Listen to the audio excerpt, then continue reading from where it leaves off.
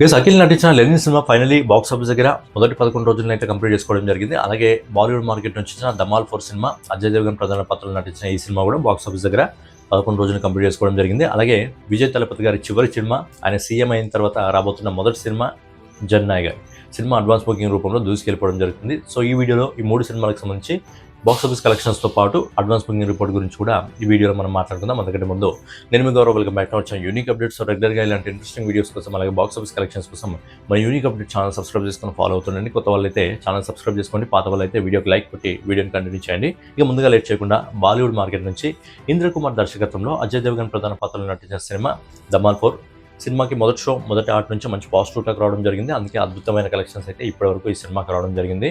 మరి ఈ సినిమా 11 రోజులు బాక్స్ ఆఫీస్ దగ్గర కంప్లీట్ చేసుకోవడం జరిగింది కాబట్టి ఏ విధంగా కలెక్షన్స్ రావడం జరిగింది మనం ఒకసారి మాట్లాడుకున్నట్టయితే, సినిమా మొదటి 10 రోజుల్లో వరల్డ్ వైడ్ కలెక్షన్ వచ్చేసి 169,90,00,000 రూపాయలని అయితే వసూలు చేయడం జరిగింది. అలాగే 11వ రోజు అంటే సోమవారం, మండే వర్కింగ్ డే, ఎవరి వర్కుల్లో వాళ్ళు బిజీగా ఉంటారు, టికెట్ల రేట్లు కూడా తగ్గడం జరుగుతుంది. కాబట్టి 11వ రోజు ఈ సినిమా బాక్స్ ఆఫీస్ దగ్గర ఎలాంటి పొటెన్షియల్ని పట్టుకుంది.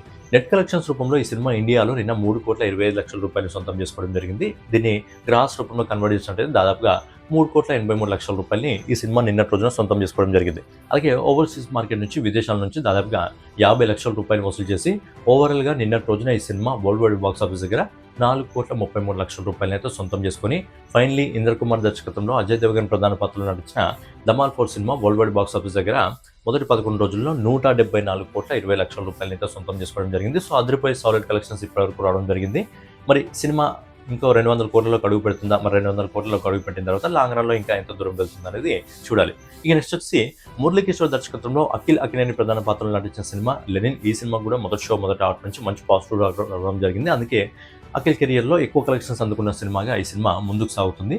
మరి ఈ సినిమాకి సంబంధించి బాక్స్ ఆఫీస్ కలెక్షన్ల గురించి మనం ఒకసారి మాట్లాడుకున్నట్లయితే, ఈ సినిమా మొదటి 10 రోజుల్లో వరల్డ్ వైడ్ కలెక్షన్ వచ్చేసి దాదాపుగా 86,90,00,000 రూపాయలు అనేది ఈ సినిమా సొంతం చేసుకోవడం జరిగింది. అలాగే 11వ రోజు నిన్నటి రోజు మండే రోజు సో బాక్స్ ఆఫీస్ దగ్గర లెక్కలు కొంచెం తారుమారే అవుతాయి. మరి బాక్స్ ఆఫీస్ దగ్గర ఈ సినిమా ఎలాంటి పొటెన్షియల్ పట్టుకుందంటే, నిన్నటి రోజున ఈ సినిమా నెట్ కలెక్షన్స్ రూపంలో ఇండియాలో 79,00,000 రూపాయలు వసూలు చేసింది. అలాగే గ్రాస్ కలెక్షన్స్ రూపంలో దాదాపుగా 93,00,000 రూపాయలు సొంతం చేసుకోవడం జరిగింది. అలాగే ఓవర్సీస్ మార్కెట్ నుంచి విదేశాల నుంచి దాదాపుగా 15,00,000 రూపాయలు ఈ సినిమా సొంతం చేసుకొని ఫైనలీ 11వ రోజు మండే రోజు ఈ cinema world wide box office దగ్గర 1,08,00,000 రూపాయలు అయితే సొంతం చేసుకోవడం జరిగింది.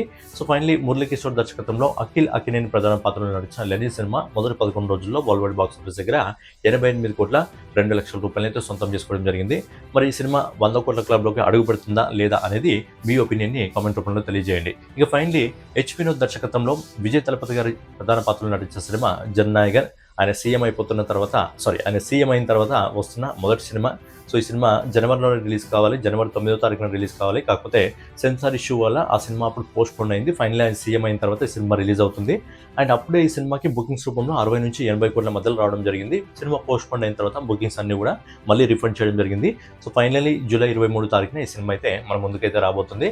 సో ఈ సినిమాకి ప్రజెంట్ ఏ రాష్ట్రం నుంచి ఎంత బుకింగ్స్ రాబోతున్నాయి అనే విషయం గురించి మనం ఈ వీడియోలో మాట్లాడుకుందాం. ముందుగా విజయ్ తలపతి గారి హోమ్ మార్కెట్ తమిళనాడు మార్కెట్లో ఇప్పటివరకు బుకింగ్స్ రూపంలో ఈ సినిమా ఇప్పటి వరకు వస్తున్న రిపోర్ట్ ప్రకారం దాదాపుగా 9,02,00,000 రూపాయలని అయితే సొంతం చేసుకోవడం జరుగుతుంది.